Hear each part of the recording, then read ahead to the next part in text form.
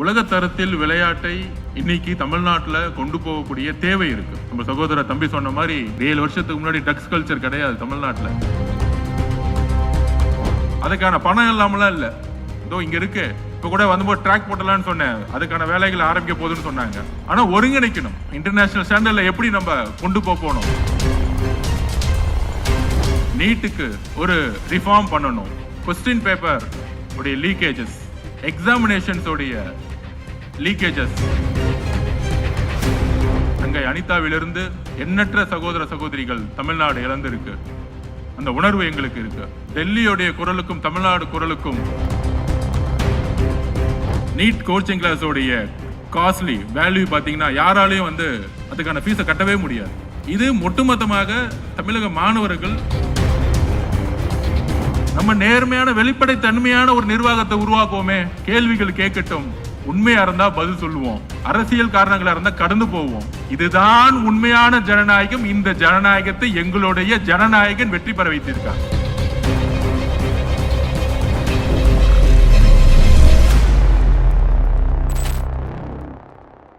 ஒரு good memories எஸ்ஆர்எம்ல. SRM பொறுத்த வரைக்கும் இந்த குடும்பத்துல ஒரு ஆள் நான். முக்கியமா ஐயா பாரிவேந்தரை பொறுத்த வரைக்கும் இந்த கல்லூரியை உருவாக்கியது ஒரு இளைய தலைமுறைக்காக, ஒரு புதிய தலைமுறைக்காக. ஒரு நாட்டுடைய முன்னேற்றத்தில் கல்வி எந்த அளவுக்கு முக்கியம் என்பதை உணர்ந்து சிறு வயதில் ஏற்பட்ட ஒரு சிந்தனை. அந்த சிந்தனையுடைய வளர்ச்சி தான் இன்னைக்கு 80,000க்கும் மேற்பட்ட மாணவர்கள் ஒரு world class level university colleges அப்படிங்கிற ஒரு உருவாக்கம். பொதுவாக எல்லாருக்கும் தெரியும், நான் மெட்ராஸ் கிறிஸ்டியன் காலேஜில் ஒரு பொலிட்டிக்கல் சயின்ஸ் ஸ்டூடெண்ட். அங்கிருந்தா ஒரு அரசியல் விதை உருவாச்சு. அதுக்கு முன்னாடி ஒரு ஸ்போர்ட்ஸ் ஹாஸ்டல் ஸ்டூடெண்ட் நான். எஸ்டிஐடி உடைய மாணவன் நேரு ஸ்டேடியத்தில், அதுவும் எல்லாருக்கும் தெரியும். அவருடைய எம்சிசி காலேஜில் முடிச்ச பிறகு, எஸ்டிஐடியில் முடிச்ச பிறகு அந்த காலகட்டத்திலலாம் ரொம்ப வறுமையான சூழ்நிலை. ஸ்போர்ட்ஸ் ஹாஸ்டலில் முடிச்சுட்டு ஒன்று கவர்மெண்ட் ஜாப் போகணும், இல்லைன்னா பிரைவேட் ஜாப் தேட வேண்டிய சூழ்நிலை. அப்ப தொழில் முறையா சில தனியார் நிறுவனங்கள் ஸ்போர்ட்ஸுக்கு பிரைவேட்ல அப்பாயின்மெண்ட் பண்ணாங்க. பொதுவா விளையாட்டுனாலே Loyola college, Madras Christian college அப்படின்னு திருச்சியில சென்ட் ஜோசப் காலேஜ்னு இருக்கும். ஆனா அந்த காலகட்டங்கள்ல 2004, 2005 ஸ்போர்ட்ஸுக்குன்னு ஒரு ஸ்பெஷல் பாலிசியை அப்போ உருவாக்குனாங்க எஸ்ஆர்எம்ல.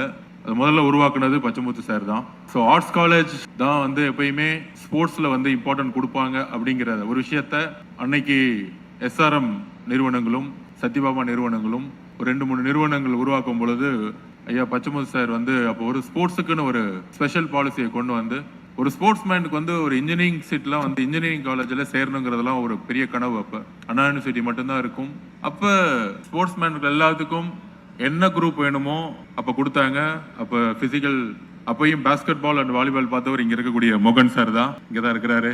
அப்போ எனக்கு அவர் தான் பிசிக்கல் டைரக்டராக இருந்தார். அதே மாதிரி தான் இருக்கிறாரு இன்னும். அப்போ சம்பத்னு ஒரு கோச் இருந்தார் பாஸ்கெட் பாலில். அவர் ஸ்போர்ட்ஸ் ஹாஸ்டல்லேருந்து கூட்டிகிட்டு ஸ்ட்ரெயிட்டாக இங்கே ஹாஸ்டல் கொடுத்தாங்க, ஒரு ஃப்ரீ ஹாஸ்டல். அப்போ எம்பிஏல ஜாயின் பண்ணேன். சரி, பொலிட்டிக்கல் சயின்ஸ் முடிச்சுட்டு எம்பிஏ படிக்கணும் ஒரு கனவு. ஸோ அப்போ கிட்டத்தட்ட இந்த கேம்பஸில் எம்சிசி முடித்தோடனே இங்கே தான் இருந்தேன். இங்கே தான் ஒரு ஹாஸ்டல் தங்கினேன். இங்கே தான் சாப்பிட்டேன் மெஸ்ஸில். அப்போயே பாலிடிக்ஸில் நிறைய என்ன செய்யணும் மைண்டு ஓடிட்டே இருக்கும். ஸோ எம்பிஏ கம்ப்ளீட் பண்ண முடியல. ஆனால் ஆல்மோஸ்ட் இங்கே ஒரு 1.5 வருஷம் இங்கே ஃபுல்லாகவே இருந்தேன். ஆனால் அன்னைக்கு இருந்த சூழ்நிலையில் உடனடியாக வேலைக்கு போனோம், என் தங்கச்சியை படிக்க வைக்கணுங்கிற ஒரு சூழ்நிலை. அப்போ தொழில் முறையாக ஒரு ப்ரைவேட் இன்ஸ்டிடியூஷன் ஜாப் கொடுக்கும்போது அங்கே மூவ் ஆனோம். இப்போ கிட்டத்தட்ட ஒரு 1.5 வருஷத்துலேருந்து கிட்டத்தட்ட 20 மாதம் இங்கே தான் இருந்தேன். மார்னிங் ப்ராக்டிஸ் பண்ணுறதுக்கு அப்பயே கிரவுண்டு ஃப்ரண்ட்டில் இருக்கும், கோச்சஸ் இருப்பாங்க, நல்ல அகாமடேஷன், ஜிம் இருக்கும். முதல்ல ஐயா பாரிவேந்தர் அவர்களை பார்த்த தருணம் என்னன்னா, பொதுவாக நைட்டு மெஸ்ஸில் சாப்பிட்ட பிறகு நான் கொஞ்சம் நைட்டு வாக்கிங் பண்ணுற பழக்கம் இருக்குது, தனியாக வாக்கிங் பண்ணுற பழக்கம் இருக்குது. அன்னன்னைக்கு நடக்கக்கூடிய வேலைகள், எதிர்காலத்தில் என்ன செய்யணும்னு கொஞ்சம் மைண்ட் திங்க் பண்ணிகிட்டே இருக்கும். அப்போ நான் வாக் பண்ணுவேன். கிட்டத்தட்ட ஒரு 1 மணி நேரம் நைட்டு வாக் பண்ணுற எனக்கு ஹேபிட் இருக்கு. அப்போ எனக்கு இவர் தான் காலேஜ் ஓனர்னு அப்போ தெரியாது, இவர் தான் சான்சலர்னு அப்போ தெரியாது. அப்போ கையில கட்டிட்டு ஒரு வாக்கிங்கில் இருந்தாரு. ஞாபகம் இருக்குன்னு நினைக்கிறேன். இப்போ ஞாபகம் இருக்காது ஐயா. அப்போ நான் சொல்றது கிட்டத்தட்ட ஒரு 20 வருஷம் ஆச்சு. ரவி அண்ணனுக்கு தெரியும், சொல்லியிருக்கேன் அதை. அப்போ எல்லாரும் ஹாஸ்டலுக்குள்ள இருப்பாங்க. இவர் கேட்டாரு, யார் நீங்க, ஏன் தனியா நடந்துட்டு இருக்கீங்கன்னு. அப்ப நான் திருப்பி அவர் கேட்டேன், நீங்க யாரு அப்படின்னு. எதுவும் சொல்லல. அப்ப என் பேர் பாரிவேந்தர்னு சொன்னாரு. எனக்கு பேர் தெரியாது. அப்ப எனக்கு தெரிஞ்சதெல்லாம் மோகன் சாரையும் சம்பத் மட்டும் தான் தெரியும். ஸோ சொல்லிட்டு என்ன படிக்கிறீங்க கேட்டாரு. MBA படிக்கிறேன்னு சொன்னேன். அப்புறம் சரி வாங்க வாக்கிங் பண்ணலான்னு என்னை கூட்டிட்டு போனாரு. ஒரு 10 நிமிஷம் அப்படியே பேசிட்டே வராரு என்கிட்ட. எந்த ஊருன்னு கேட்டாரு. நான் சொன்னேன் திருச்சி, இங்கதான் படிச்சுட்டு இருக்கேன், என்னுடைய கதைகள்லாம் சொல்லிட்டு இருக்கேன். அப்ப ஸ்போர்ட்ஸ் ஹாஸ்டல்லாம் கரெக்டா இருக்கா, சாப்பாடுலாம் கரெக்டா இருக்கான்னு கேட்டுட்டே வந்தாரு. அப்ப நான் சொன்னேன், சாப்பாடுலாம் கொடுக்குறாங்க, காலேஜ் எல்லாம் கொடுக்குறாங்க, மாச செலவு காசு கொடுக்க மாட்டேங்கிறாங்க காலேஜ். பிசிக்கல் டீச்சர் வந்து காசு கொடுக்குறேன்னு சொன்னாங்க, ஆனா இது வரைக்கும் கொடுக்கல அப்படின்னு. எவ்வளவு கொடுக்குறேன்னு சொன்னாங்கன்னு கேட்டாரு. அப்ப 3000 ரூபாய் கொடுக்குறேன்னு சொன்னாங்க அப்ப அப்படின்னு. ஏன்னா காலேஜ் ஸ்டூடெண்ட்டுக்கு முதல்ல அந்த எக்ஸ்பென்சஸ் கொடுக்கணும்னு சொன்னது வந்து SRM. அப்ப அந்த நேரத்தில் ரொம்ப கடுமையான கிராமப்புறத்துல இருந்து வரக்கூடிய மாணவர்களுக்கு வந்து கையில காசு இருக்காது. அப்படி சொன்ன உடனே ஓ அப்படியா அப்படின்னு கேட்டுட்டு போனாரு. கேட்டுட்டு ஒரு 3 நாள் கழிச்சு நம்பால் வந்தாரு, மோகன் சார். அவருக்கு ஞாபகம் இருக்குமான்னு தெரியல. நீங்க நைட்டு யார்கிட்ட பேசிட்டு இருந்தீங்க அப்படின்னு கேட்டாரு. பெரியவர் ஒருத்தர் வந்தாரு, அவர் வாக் பண்ணிட்டு இருந்தாரு, அவர்கிட்ட தான் பேசிட்டு இருந்தேன்னு சொன்னேன். அப்ப அவர் தான் சொன்னாரு, இந்த காலேஜோட ஓனரே அவர் தான், நீங்க மாசம் காசு கொடுக்கலன்னு சொன்னீங்களான்னு கேட்டாரு. ஆமா நீங்க சொன்னீங்களே அது செய்யல, அதுதான் சொன்னேன் அப்படின்னு. அவர் நேரா என்ன கூப்பிட்டு முதல்ல பசங்களுக்கு கொடுக்குற வழியை பாருன்னு சொன்னாரு. சொன்ன அடுத்த 24 மணி நேரத்துல எல்லாத்துக்கும் பசங்களுக்கு காசு கொடுத்தாங்க. ஸோ நான் ஏன் சொல்றேன்னா, வாழ்க்கை வந்து நிறைய மாறி இருக்கலாம். எப்பொழுதும் என்னை உருவாக்கியது வந்து என்னுடைய ஸ்கூல்ல இருக்கக்கூடிய டீச்சர்ஸ், வரலாற்று ஆசிரியர்கள். வரலாறை கரெக்டா என்ன படிக்க வைக்கிறதோட சிந்தனையை உருவாக்குனாங்க, படிக்க வச்சாங்க. அது திராவிட அரசியலா இருக்கட்டும், தமிழ்நாடு அரசியலா இருக்கட்டும், இந்திய அரசியலாகட்டும், உலக அரசியலாகட்டும். ஒரு 10 வயசுக்குள்ளேயே ஒரு அரசு பள்ளியில் இருக்கக்கூடிய என்னுடைய ஆசிரியர்கள் ஒரு சிந்தனை எனக்குள்ள ஒரு விதையை உருவாக்குனாங்க. அங்கிருந்து மெட்ராஸ் கிறிஸ்டியன் காலேஜ், அதுக்கப்புறம் SRM பொறுத்த வரைக்கும் இந்த குடும்பத்துல ஒரு ஆளா தான் பாரிவேந்தர் சார் என்னை எப்பயும் பார்ப்பாரு. எப்படி வந்து அவருடைய மகன்களா இருக்கக்கூடிய அண்ணன் ரவி அண்ணன் ஆகட்டும், இளைய தலைமுறையை உருவாக்கிய, புதிய தலைமுறையை உருவாக்கிய நம்ம சத்யா அண்ணன் ஆகட்டும், அதே மாதிரி என்னையும் ஒரு மகனா எப்பயுமே பார்த்துக்கிட்டே இருப்பாரு பாரிவேந்தர் ஐயா. என்னுடைய அரசியல் பாதையாகட்டும் அப்பப்போ கூப்பிட்டு, இப்ப இல்ல 2015 காலகட்டத்திலிருந்தே அண்ணன் சொன்னாரு, ஐயாவுடைய MP தேர்தலில் ஐயா பாராளுமன்ற உறுப்பினர் ஆகணும்னு எனக்கு காலேஜில் இருக்கும் பொழுது ஒரு உணவு கொடுத்தாரு. ஒரு மந்த்லி ஒரு தேவைக்கான இந்த செலவுக்கான விஷயத்தை SRM வந்து உருவாக்கணும், ஒரு நம்பிக்கையான ஒரு இடத்தை. ஏன்னா அப்பெல்லாம் ஸ்போர்ட்ஸ்மேன் தங்குறதுக்கு ஒரு இடம் இருக்காது. ஒரு காலேஜ் முடிச்சுட்டா ஒரு இடத்துல ஹாஸ்டலுக்கோ இல்லை வேலை பார்க்கறதுக்கோ இடம் இருக்காது. அப்படி இதே காலேஜ் எனக்கான அந்த ஒரு 2 வருஷம் எனக்கான ஒரு இருப்பிடத்தை கொடுத்து என்னுடைய கனவுகளுக்கு ஒரு ஸ்டெப்பா இங்க இருந்துச்சு. அப்ப திருப்பியும் ஒரு விஷயம் செய்யணும்னு நானும் ரவியண்ணனும் இணைந்து அவர் பாராளுமன்ற உறுப்பினராக இருக்கணும்னு அந்த காலகட்டத்தில் பணியாற்றினோம். வெற்றி பெற்றார். அன்றையிலிருந்து பார்த்துக்கிட்டே இருக்காரு. என்னுடைய சிந்தனை என்ன, அரசியல் சிந்தனை என்ன அப்படின்னு சொல்லக்கூடிய ஒரு உறவு இங்க இருக்கக்கூடிய அண்ணன்களிடம் எப்பயுமே இருக்கு. இங்க இருக்கக்கூடிய தம்பிகள், சட்டமன்ற உறுப்பினர்கள் இங்கிருந்து வந்தவங்க, என்னுடைய இன்னொரு சகோதரர் அமைச்சர் இங்கிருந்து வந்தவர் பிரபு, அது மாதிரி பல்வேறு வறுமையிலிருந்து வந்த, கிராமப்புறத்திலிருந்து வந்தவங்களுக்கு இப்படி ஒரு கேம்பஸ்ங்கிறது ஒரு மிகப்பெரிய, ஏன்னா ஒரு கவர்மெண்ட் ஸ்கூல்ல இருந்து படிச்சுட்டு வரும் பொழுது மரத்தடியிலிருந்து படிச்சு வந்தவங்க நான். அந்த மாதிரி பல்வேறு மாணவர் மாணவிகள் இந்த கேம்பஸ்குள்ள நுழையும் பொழுது ஒரு நம்பிக்கை வரும், ஒரு கான்பிடன்ட். நமக்கான இன்ஃப்ராஸ்ட்ரக்சர் அந்த அவைக்குள்ள நுழையும் பொழுது நம்ம இங்க படிச்சா உலக லெவல்ல படிச்சு முடிச்சோன்னு ஒரு வேலை வாய்ப்பு கிடைக்கும், ஒரு நல்ல லைப்ரரி, ஒரு நல்ல ஹாஸ்டல், நல்ல ஃபுட்டு, அந்த மாதிரி ஒரு கல்ச்சரை உருவாக்கக்கூடிய ஒரு கல்லூரியா உருவாக்குனது மிகப்பெரிய வரலாற்று வெற்றின்னு சொல்லலாம், மிகப்பெரிய சாதனைன்னு சொல்லலாம். இது ஒரு சாமானிய மனிதனால உருவாக்கிட முடியாது. ஒரு சிறிய விதை ஒரு ஸ்கூல்ல ஆரம்பிச்சு ரன் பண்றது சாதாரண விஷயம் கிடையாது. அப்படி ஒரு சாமானிய கிராமப்புறத்துல இருந்து வந்து அவர் போட்ட விதை இன்னைக்கு 80,000 பேர், 1,00,000 பேர் வரைக்கும் இன்னைக்கு படிச்சுட்டு போறாங்க அப்படின்னா அவருடைய சாதனைங்கிறது மிகப்பெரிய சாதனை. அதுல ஒரு மாணவனா கூப்பிட்ட உடனே எப்பயுமே எந்த ஃபங்க்ஷன்ல நான் வந்து நின்று இருக்கேன், அது என்னுடைய நன்றி. அந்த மாதிரி உலக தரத்தில் விளையாட்டை இன்னைக்கு தமிழ்நாட்டுல கொண்டு போகக்கூடிய தேவை இருக்கு. நம்ம சகோதரர் தம்பி சொன்ன மாதிரி 7 வருஷத்துக்கு முன்னாடி ட்ரக்ஸ் கல்ச்சர் கிடையாது தமிழ்நாட்டுல. இன்னைக்கு ஸ்ட்ரெஸ் அண்ட் ஒரு ஸ்ட்ரெஸ்ஸுக்காகவும் ஆன்சைட்டிக்காகவும் ஒரு நெகட்டிவிட்டிக்காகவும் நம்மளுடைய இளைய தலைமுறை யங்ஸ்டர்ஸ் ட்ரக்ஸை நோக்கி போகக்கூடிய கலாச்சாரம் கடந்த 7 வருடங்களை உருவாகிருக்கு. ஒன்று காவல்துறையை போட்டு முடக்கினாலும் ஒரு செல்ஃப் கான்பிடென்ட் எங்க உருவாக்க முடியும்னா எஜுகேஷனோட சேர்ந்து ஸ்போர்ட்ஸ்ல இருந்து தான் உருவாக்க முடியும். அதனாலதான் எங்களுடைய மாண்புமிகு முதலமைச்சர் திரு சி ஜோசப் விஜய் அவர்கள் ட்ரக்ஸை விட ஸ்போர்ட்ஸை எழுதினார் போர்டில். 1994 அப்புறம் தமிழ்நாட்டில் பெரிய இன்டர்நேஷனல் ஸ்டாண்டர்ட் லெவலில் இன்ஃப்ராஸ்ட்ரக்சர் உருவாக்கல, எந்த கவர்மெண்ட்டும் உருவாக்கல. இங்க இருக்கக்கூடிய கேம்பஸ்ல இருக்கக்கூடிய இன்ஃப்ராஸ்ட்ரக்சர் பிரமிப்பா இருக்கு. ஆனால் இன்னைக்கு இருக்க தேவை குஜராத், பஞ்சாப், ஹரியானா மாநிலங்களே, மகாராஷ்டிரா மாதிரி இருக்க மாநிலங்களே இன்டர்நேஷனல் லெவல்ல இன்ஃப்ராஸ்ட்ரக்சர் உருவாக்கிட்டாங்க. ஆனா நமக்கான ஒரு விஷனே இல்லை. ஸ்போர்ட்ஸ்ல 8 to 18 ஒரு விஷனை உருவாக்கிட்டு இருக்கோம். 8 வயசுல கிராமப்புறத்தில் இருக்கக்கூடிய ஒடுக்கப்பட்ட மக்கள் இருக்கக்கூடிய இடத்துல எங்கெல்லாம் வறுமை இருக்கோ, எங்கெல்லாம் ட்ரக்ஸ் அதிகமா இருக்கோ, அங்கெல்லாம் தேடி ஒரு 10 ஒலிம்பிக் அகாடமியை தமிழ்நாடு முழுவதும் உருவாக்கணும் அப்படின்னு மாண்புமிகு முதலமைச்சர் சொல்லியிருக்கிறாரு. ஒரு ஸ்போர்ட்ஸ் சிட்டி வேர்ல்டு கிளாஸ் லெவல்ல உருவாக்குறதுக்கான அனைத்து பணிகளும் ஆரம்பிச்சிருக்கோம்.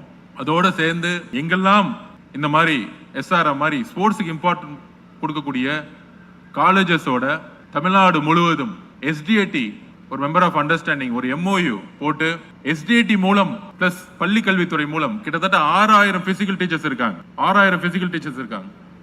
அவங்களை இது வரைக்கும் நம்ம சரியா பயன்படுத்தல. மேக்ஸ் டீச்சர், சயின்ஸ் டீச்சரை பயன்படுத்தின அளவுக்கு பிசிக்கல் டீச்சர்ஸை நம்ம பயன்படுத்தல. மேக்ஸ் சயின்ஸுக்கு கொடுத்த இம்பார்ட்டன்ட் பிசிக்கல் டீச்சர் டிசிப்ளின் டீச்சரா மாத்துறதோடைய விளைபாடு கடந்த 100 வருஷத்துல தமிழ்நாட்டில இருந்து இது வரைக்கும் ஒலிம்பிக்கு ஒரு மெடல் உருவாகல. கல்வி முன்னேறி இருக்கு, பொருளாதாரம் முன்னேறிக்குங்கிற ஒரு ஊர்ல இது வரைக்கும் ஒலிம்பிக்ல ஒரு மெடல் இன்னும் வாங்கல. அப்ப நம்மளுடைய விஷன், நம்மளுடைய குறிக்கோள் எல்லாத்தையும் புதுசா உருவாக்க வேண்டிய காலகட்டத்தில் இருக்கிறோம். இங்க இருக்கக்கூடிய ஒட்டுமொத்த கல்லூரிகளையும் எஸ்டிஏடி மூலம் இணைக்கணும். எஸ்டிஏடி மூலம் இணைத்து கிராமப்புறத்தில் இருக்கவங்களை பெரிய பெரிய ஸ்கூல்ல அகாடமியில கொண்டு வந்து அவங்களுக்கான பயிற்சியை இன்டர்நேஷனல் லெவல்ல கொடுத்து, ஸ்கூல் முடிஞ்ச உடனே காலேஜ்ல அட்மிஷன் கரெக்டா கொடுத்து அவங்கள ஒலிம்பிக்ல போக வைக்கக்கூடிய ஒரு விஷனையும் ஒரு குறிக்கோளையும் முதல்ல உருவாக்கணும். கிட்டத்தட்ட ஆயிரக்கணக்கான கோடிகள் எஸ்ஆர்எம் இருக்க நிறுவனங்கள், பல்வேறு நிறுவனங்கள் ஸ்போர்ட்ஸுக்காக செலவு பண்ணக்கூடிய ஒரு விஷன்ல கவர்மெண்ட்டும் இணையணும், பள்ளி கல்வித்துறையும் இணையணும், ஸ்கூல் எஜுகேஷன் டிபார்ட்மெண்ட்டும் இணையணும். எல்லோரும் இணையும் போலதான் 8 வயசுல இருந்து ஒரு குழந்தைய நம்ம டேலண்ட் ரிசர்ச் விங்குன்னு சொல்லி அவங்கள தூத்துக்குடினா ஒரு நல்ல ஸ்விம்மர் கிடைக்க முடியும். இங்க சென்னையில தேட முடியாது, ஒரு வசதி வாய்ந்த ஒரு சிட்டிக்குள்ள தேட முடியாது. அதே மெரினா பீச்ல இருக்கக்கூடிய மீனவ குப்பங்கள்ல ஒரு நேச்சுரல் ஸ்விம்மர் இருப்பாங்க, தூத்துக்குடியில ஒரு நேச்சுரல் ஸ்விம்மர் இருப்பாங்க. அந்த மாதிரி ஒவ்வொரு ஊருக்கும் இங்க ஒவ்வொரு விளையாட்டு இருக்கு. தஞ்சாவூர்ல ஸ்பிரிண்டர்ஸ் இருப்பாங்க, நார்த் மெட்ராஸ்ல பாக்ஸர்ஸ் இருப்பாங்க, பாக்ஸிங் பண்றவங்க இருப்பாங்க. அந்த மாதிரி அந்த விதைகளை நாம் தேடி, எப்படி கிரிக்கெட்ல ஒரு டோனிய ஜார்க்கண்ட்ல இருந்து அந்த டீம் போய் தேடி கொண்டு வந்து, ஜார்க்கண்ட் ஒரு பின்னோக்கிய மாநிலம்னு பார்க்கல, கிரிக்கெட்ல இருக்கக்கூடிய செலக்ஷன் கமிட்டிஸ் கொண்டு வந்து கரெக்டான அகாடமியில போட்டு ட்ரைனிங் கொடுக்கும் பொழுது டோனி மூலம் வேர்ல்டு கப்ல பல வேர்ல்டு கப்ல வின் பண்ண முடிஞ்சு. பிகாஸ் ஆஃப் டோனியோட வெற்றி காரணம் அந்த செலக்ஷன் பண்ண கவர்மெண்ட் அபிஷியல்ஸ், செலக்ஷன் பண்ண கிரிக்கெட் அசோசியேஷன்ஸ். ஸோ அந்த மாதிரி தமிழ்நாட்டை ஒலிம்பிக்ல மெடல் கொண்டு வரக்கூடிய, தமிழ்நாட்டை ஸ்போர்ட்ஸ் கேபிட்டலா, இந்தியாவிலே ஸ்போர்ட்ஸ் கேபிட்டலா உருவாக்கக்கூடிய ஒரு விஷனை உருவாக்கணும். அதற்கு மாண்புமிகு முதலமைச்சர் ஆல்ரெடி கிளியரன்ஸ் கொடுத்துட்டாரு. உலக தரத்திலான இன்ஃப்ராஸ்ட்ரக்சரை உருவாக்குங்க, சிட்டிலையும் அவுட்டர்லையும் தமிழ்நாடு முழுவதும் உருவாக்குங்க. ஒலிம்பியன் பிளேயர்ஸை உருவாக்கக்கூடிய ஒரு விஷனை எஸ்ஆர்எம்ல உருவாக்கணும். அதுக்கான விதையை உருவாக்கணும். International standard level Usain Bolt ஜமைக்கால இருந்து 9.69 செகண்ட் ஓடும் பொழுது நம்மளும் கரெக்டா பிளான் பண்ணா இங்க இருந்து தஞ்சாவூர்ல இருந்து வரக்கூடிய, திருநெல்வேலியில இருந்து வரக்கூடிய இங்க இருக்கக்கூடிய ஒரு குழந்தையும் ஓட வைக்க முடியும். அதுக்கான பணம் இல்லாமலாம் இல்ல, இதோ இங்க இருக்கு. இப்ப கூட வந்து ட்ராக் போட்டலாம்னு சொன்னேன், அதுக்கான வேலைகள் ஆரம்பிக்க போகுதுன்னு சொன்னாங்க. ஆனா ஒருங்கிணைக்கணும். இன்டர்நேஷனல் ஸ்டாண்டர்ட்ல எப்படி நம்ம கொண்டு போகணும்? நம்மளுடைய பயிற்சி முறையே இன்னும் நம்ம 30 வருஷம் பின்தங்கி இருக்கும். நம்மளுடைய ஸ்ட்ராட்டஜி, பிளானிங், எக்ஸிகியூஷன், நம்மளுடைய கோச்சஸோட அப்டேட்ஸ் எதுவுமே அப்டேட் பண்ணப்படல. ஸ்போர்ட்ஸ்ங்கிறது science. It's not a sports, is a technology and science. It's not only the hard work. அந்த சயின்ஸ் அண்ட் டெக்னாலஜிக்கு இன்வெஸ்ட்மெண்ட் நிறைய தேவைப்படுது. ஸோ அதற்கான ஒரு விஷயத்தை மாண்புமிகு முதலமைச்சரும் சரி, தமிழ்நாடு கவர்மெண்ட்டும் சரி உருவாக்கிட்டு இருக்கு. உறுதியாக இங்க இருக்கக்கூடிய என்னுடைய 2 சகோதரர்கிட்ட நான் சொல்றேன், ஐயாவுடைய கனவை எங்களுடைய 2 சகோதரர்கள் ரவி அண்ணனும் சரி, சத்யானனும் சரி, இன்னும் இந்த நிறுவனத்தை ஒற்றுமையாக இருந்து ஒரு உலக லெவல்ல இன்னும் இந்த 1 லட்சம் பேர் இருக்க ஸ்டூடெண்ட்டை 10 லட்சமா மாத்தி இன்னும் ஏழையா இருக்கக்கூடிய கிராமப்புறத்தில் இருக்கக்கூடிய மாணவர்களுக்கு நீங்கள் உதவி செய்யணுங்கிறது என்னுடைய தனிப்பட்ட வேண்டுகோள், ஒரு ஆதவ அர்ஜுனா இல்ல, ஒரு பிரபு இல்ல, இங்க இருக்கக்கூடிய என்னோட சகோதரர்களை இன்னும் 1000 பேரை உருவாக்க வேண்டிய பொறுப்பும் கடமைன்னு கூட நான் அன்பா சொல்ல முடியும் அண்ணன்கிட்ட இருக்கிற 2 அண்ணனுக்கிட்டையும். அதனால எங்களுடைய உறவு அரசியலுக்கு அப்பாற்பட்டது. உண்மையிலே ஒரு குடும்பமா நான் எஸ்ஆர்எம் எப்பயுமே பார்ப்பேன். நான் அந்த அளவுக்கு அன்பானவர் நம்மளுடைய வேந்தர் அவர்கள். அதுக்கப்புறம் இன்னொரு பதிவை பண்ணணும்னு நினைக்கிறேன். ஸ்போர்ட்ஸுக்கு அப்பாற்பட்டது உறுதியாக டெல்லியில் இருக்கக்கூடிய மாணவர்கள் நீட்டுக்கு ஒரு ரிஃபார்ம் பண்ணணும். கொஸ்டின் பேப்பர் உடைய லீக்கேஜஸ், எக்ஸாமினேஷன்ஸ் உடைய லீக்கேஜஸ், இதற்கு எதிராக ஒட்டுமொத்தமாக ஒரு ரிஃபார்ம் வேணும்னு குரல் கொடுத்துட்டு இருக்காங்க. அந்த குரலுக்கு எப்பொழுதும் ஒட்டுமொத்த தமிழகமும் சரி, எங்களுடைய மாண்பு முதலமைச்சரும் சரி துணை நிற்பார்கள், துணை நிற்கின்றோம். அதில் எப்பொழுதும் உறுதியாக இருக்கின்றோம். இன்றைக்கு தான் டெல்லியிலிருந்து ஒரு போராட்ட குரல், ஆனால் தங்கை அனிதாவிலிருந்து எண்ணற்ற சகோதர சகோதரிகள் தமிழ்நாடு இழந்திருக்கு. அந்த உணர்வு எங்களுக்கு இருக்கு. டெல்லியுடைய குரலுக்கும் தமிழ்நாடு குரலுக்கும் ஒரு முழு வித்தியாசம் இருக்கு.